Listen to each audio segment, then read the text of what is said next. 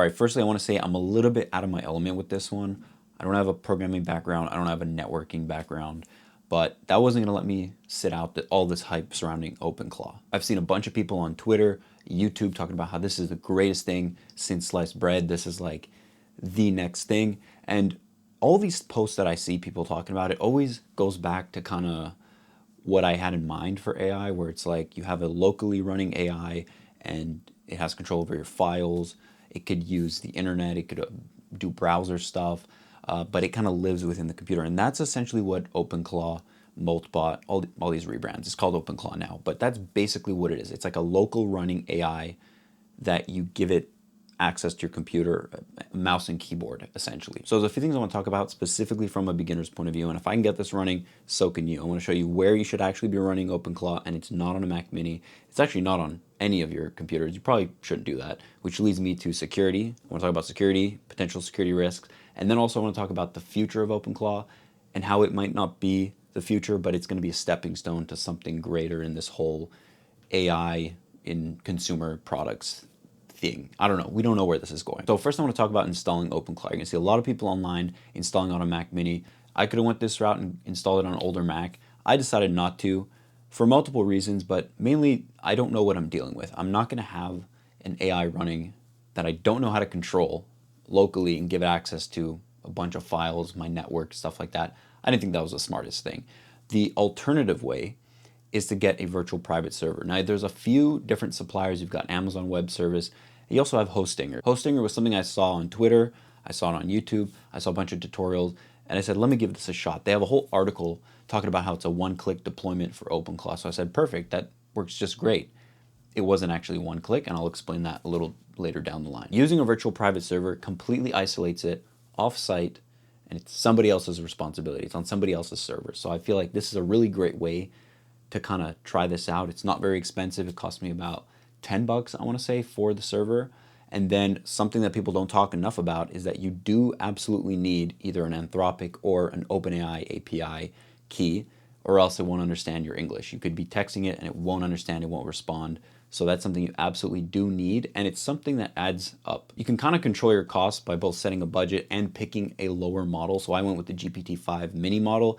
I loaded up my account with 20 bucks and I set the budget for 20 bucks because this is just a test. I don't want this thing chewing through that API key, racking up costs. So that's definitely something I think you should know. Without an API key from one of these AI providers, it won't understand English. You'll text it through Discord, WhatsApp, Telegram, whatever you decide to interact with it through, and it won't reply because it doesn't understand the English. At least that's my experience. I had to reset this thing up a couple times. I deleted it, restarted it, and yeah, it took me 8 hours to actually get this working properly, and then another few hours to kind of see what it could do and if it could do anything at all, which, like I said, we're going to get to in the further down the video. All right, now that we broke down all the costs and you built yourself a little budget if you want to mess around with this, Hostinger says it has one-click deployment. And while it does work, it works through WhatsApp. I followed all the steps correctly. I did need a little bit of YouTube to help out. A little complimentary YouTube always does the trick.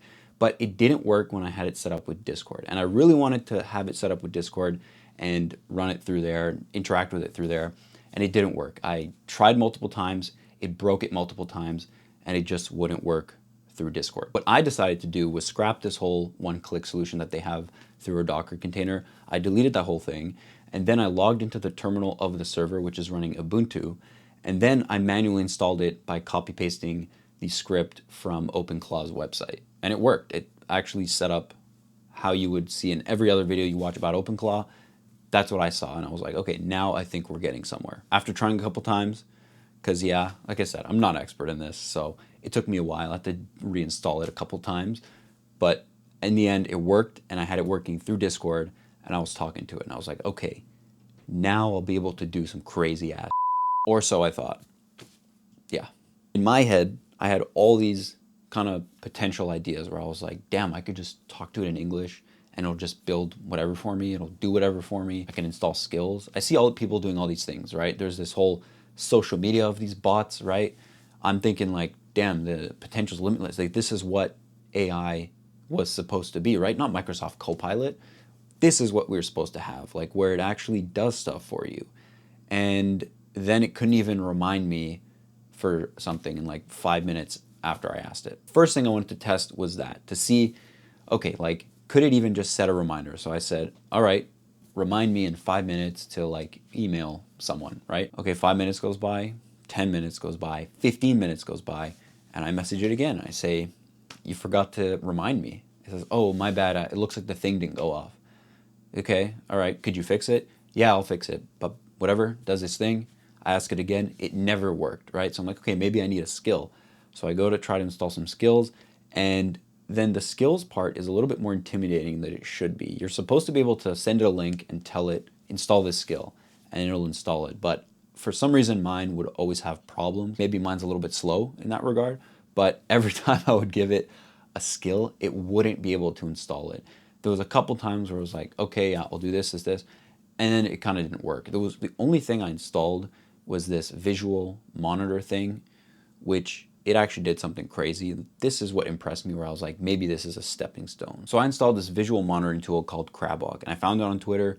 If this wasn't running on a virtual private server, I wouldn't just install random stuff off Twitter, but I sent it to my OpenClaw bot, and it was like, yeah, sure, I'll install it. It installed it, but what it did was it installed it on the server IP through an open port. So anybody, you guys, my mom, my dad, anybody, could just set that into their browser and then have access to the whole stats of that server, the Discord channel ID, the local files, all that stuff. And I was like, okay, that's a crazy security risk. So what I did was I asked it, I said, could you install this?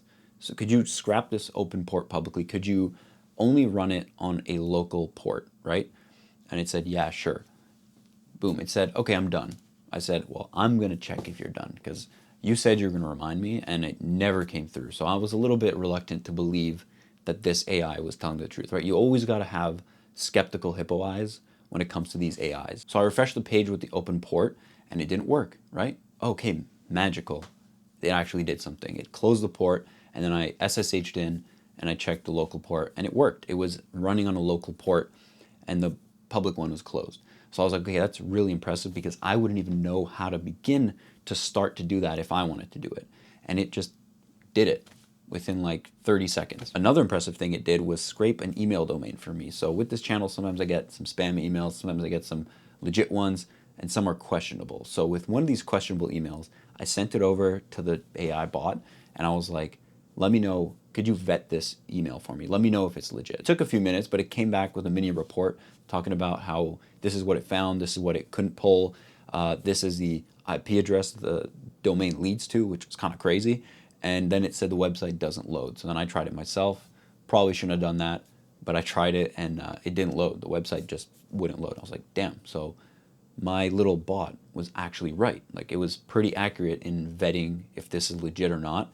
And it wasn't living on my computer. I probably shouldn't have tried to access the domain, but you know, this was all isolated to that virtual server. So it could do stuff, but it just depends on what you want it to do. So setting a reminder, it wasn't as easy as just telling it set a reminder. There's got to be a way, there's got to be some skills, but for you and me, people that are just general consumers of this, I don't think it's to the point yet where you could just click and talk to it like a human, and it'll kind of teach itself and whatever. To a certain extent it will, and it will develop like this personality almost as you keep using it. I'm not going to keep using it because I'm not going to keep paying for this, but it'll build a profile on both itself and you, and which is kind of trippy to think about, right? Like, it's learning about you, making a file on you. It could do stuff, but it's just not there yet to where we could use it like a human. You still need to have kind of like a background on how all this stuff works. I want to specifically run down general kind of security issues that I have with it, not being an expert in any cybersecurity, but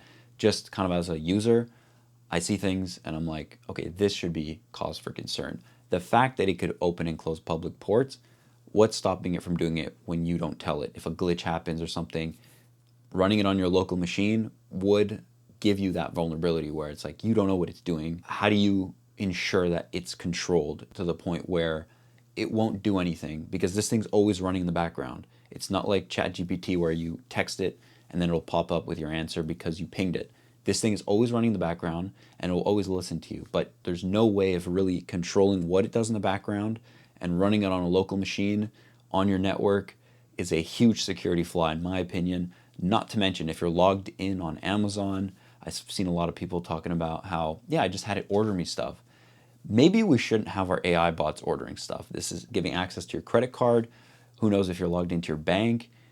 It's a very concerning thing. You don't have to be an expert to realize where it's like, maybe we shouldn't be giving any computer sentient bot, whatever. I don't know. I don't think it's sentient, right? Maybe we shouldn't be giving these computer programs access to our important files, our bank info, our bank website, our Amazon account, all these things. I feel like that's definitely cause for concern, and that's one of the reasons why you shouldn't run it on your local machine. There's definitely some security concerns, especially when I see people talking about how it reads its emails and cleans up its emails and replies. There's no AI that I'm trusting that with. I don't know what it's gonna say. I don't know if it's gonna send something. Like, no, I'm not gonna give it access to my emails. I feel like that's something you do on your own time. So I don't think OpenClaw is the future, but I definitely think it's a stepping stone in the right direction, because having a real AI assistant would really be beneficial to just kind of making you live in the future, right? But you don't want it to have too many permissions. You don't want it to be able to do whatever it wants. Kind of locking it down a little bit more would benefit. So if it's either OpenClaw or the next thing in the future, I think that's something they should do. That basically wraps up the video. Thanks for watching. Let me know what you guys think in the comments. I'd highly recommend you do play around with it, because it is kind of interesting, and don't miss out on it. You know, just put a little bit of money into it, virtual server for a month. That's it. Mess around with it, try it out, and let me know in the comments below what you think. Thanks for watching. I'll catch you guys in the next video. Peace.